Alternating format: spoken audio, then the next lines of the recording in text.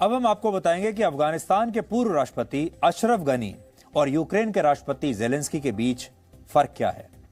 हाल ही के दिनों में आपने दो देशों में इस तरह के युद्ध देखे हैं। पहले आपने अफगानिस्तान को देखा और अब आपने यूक्रेन को देखा। क्या समानताएं हैं दोनों में।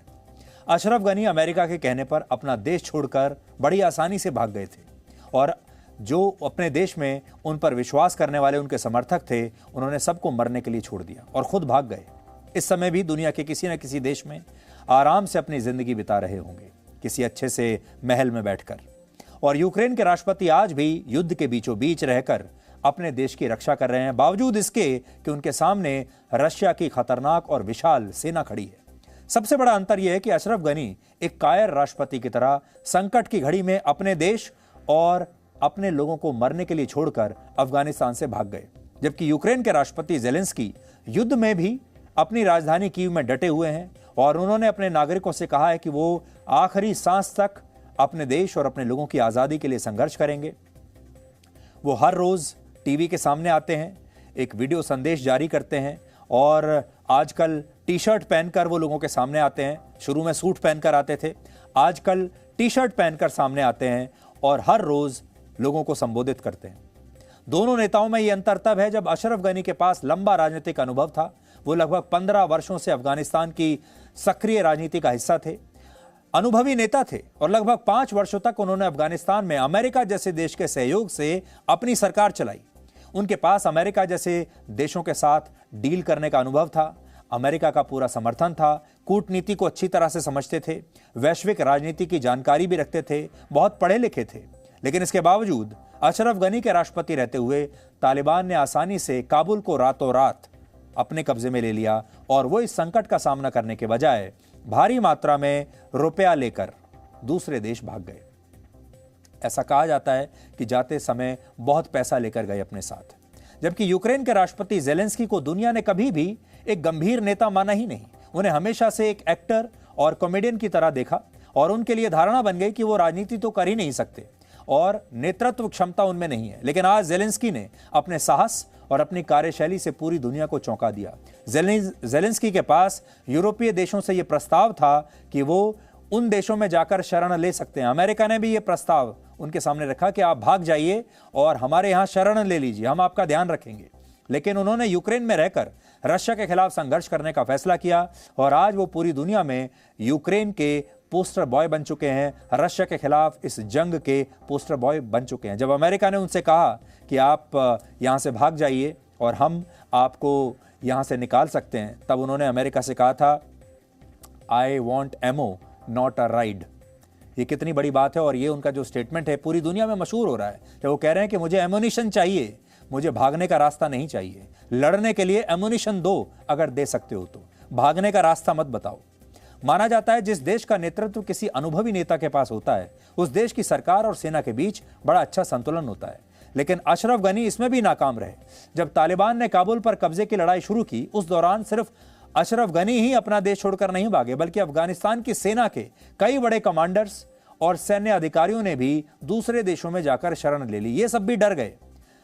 जबकि यूक्रेन के राष्ट्रपति को राजनीति में आए सिर्फ 4 साल हुए हैं, लेकिन आज वो सरकार और सेना के बीच जबरदस्त संतुलन बैठा रहे हैं।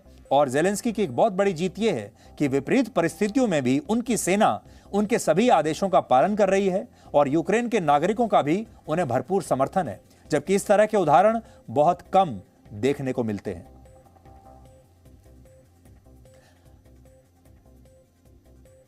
इसलिए हो सकता है जेलेंस्की एक न एक दिन हार तो जाएंगे ही, क्योंकि पश्चिमी देश मदद के लिए आ नहीं रहे हैं। पश्चिमी देशों ने धोखा दिया, अमेरिका ने भी धोखा दिया और रशिया के सामने कितने दिन तक डटे रहेंगे। तो हो सकता है वो इस युद्ध को हार जाएं, लेकिन पूरी दुनिया से वो रेस्पेक्ट जीत लेंगे। पूरी दुनिया उनकी इज्जत करेगी, उनका नाम बहुत इज्जत के साथ लिया जाएगा और पूरी दुनिया को उन्होंने ये बता दिया कि नेतृत्व क्या होता है। और जैसा हम आपको बता रहे थे कि वो पूरी दुनिया के सामने अब एक पोस्टर बॉय बनकर उभर रहे हैं। अक्सर होता यह है कि जब किसी देश का नेता कमजोर होता है तो वहां की सेना उस देश पर हावी हो जाती है, लेकिन यूक्रेन में ऐसा नहीं हुआ और जेलेंस्की अद्भुत तरीके से अपने देश और अपने सैनिकों का नेतृत्व इस समय कर रहे हैं। इसके अलावा यूक्रेन की पूरी सरकार उनके साथ एकजुट है और इसे आप इस तस्वीर से समझ सकते हैं जिसमें जेलेंस्की अपने रक्षा मंत्री के गले में हाथ डालकर मुस्कुराते हुए दिख रहे हैं। जेलेंस्की ने पूरी दुनिया को यह बताया है कि असली नेता वही हैं जो संकट के समय अपने देश के साथ मुस्कुराते हुए खड़ा रहे। आज जेलेंस्की ने यूरोपियन यूनियन के विशेष सत्र को संबोधित किया और इस दौरान उनके लिए 1 मिनट 12 सेकंड तक यूरोप के बड़े बड़े नेताओं ने खड़े होकर तालियां बजाई। यूक्रेन के राष्ट्रपति ने कल ही ईयू का सदस्य देश बनने के लिए आवेदन पत्र पर हस्ताक्षर किए थे, यानी उन्होंने अप्लाई कर दिया है और कहा है कि उन्हें ईयू की, यूरोपियन यूनियन की मेंबरशिप चाहिए। और आज ईयू ने इस आवेदन को चर्चा के लिए स्वीकार कर लिया। अपने वर्चुअल भाषण के दौरान जेलेंस्की ने यूरोपियन यूनियन को उससे भरोसा मांगा कि वो यूक्रेन को संकट की इस घड़ी में अकेला नहीं छोड़ेंगे। क्या कहा, आप सुनिए। У нас дуже мотивований народ. Дуже. Ми боремося за наші права, свободу, за життя. А зараз ми боремося за виживання. І це найголовніша наша мотивація. Але ми боремося і за те, щоб бути рівноправними членами Європи. Я вважаю, що сьогодні ми всім показуємо, що ми такі є. З нами Європейський Союз буде точно міцнішим. Без вас Україна буде самотня. Ми довели свою силу, довели, що ми, як мінімум, такі самі, як ви. Доведіть, що ви разом з нами. Доведіть, що ви нас не відпускаєте. Доведіть, що ви...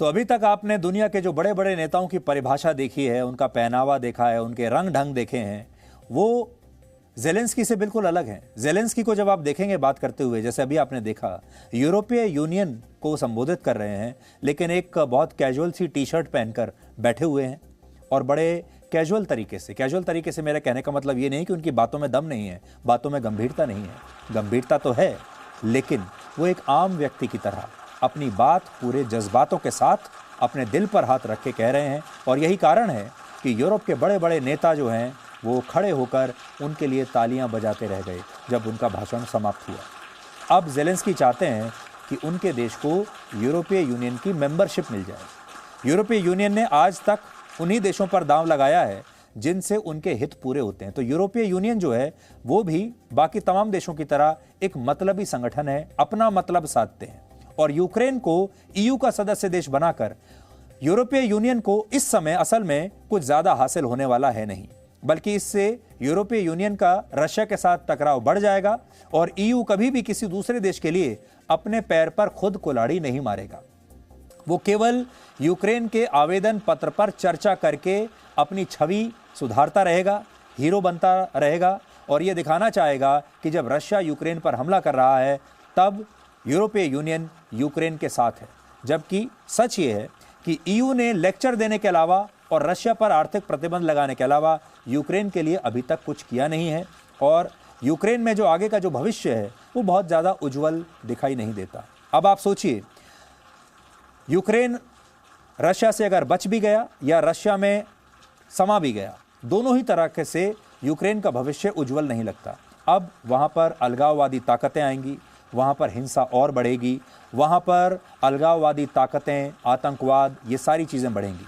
और अगर ईयू ने इस समय यूक्रेन को अपने साथ ले लिया तो ये सारी ताकतें पोरस बॉर्डर होने की वजह से ईयू में समाने लगेंगी, यानी ईयू को भी बैठे बिठाए मुसीबत मोल लेनी पड़ेगी और यूक्रेन की अब वो स्थिति रही नहीं कि वो ईयू को किसी भी तरह की कोई मदद दे सके। यानी यूक्रेन के बुरे दिन शुरू हो गए हैं और ईयू जैसे जो देश हैं, ये जो यूरोपीय देश हैं, ये बुरे समय में किसी का साथ नहीं देते। इन्हें कोई भी कमजोर पार्टनर चाहिए नहीं, इन्हें सिर्फ वो पार्टनर चाहिए जिससे इन्हें फायदा हो। इसलिए ये जेलेंस्की के साथ बात तो करते रहेंगे, बड़े बड़े कॉन्फ्रेंसेस, सम्मेलन, सेमिनार करते रहेंगे, चर्चा करते रहेंगे, फिर कोई नया नियम ले आएंगे और कहेंगे कि इस नियम के तहत हम यूक्रेन को अभी फिलहाल मेंबर नहीं बना सकते।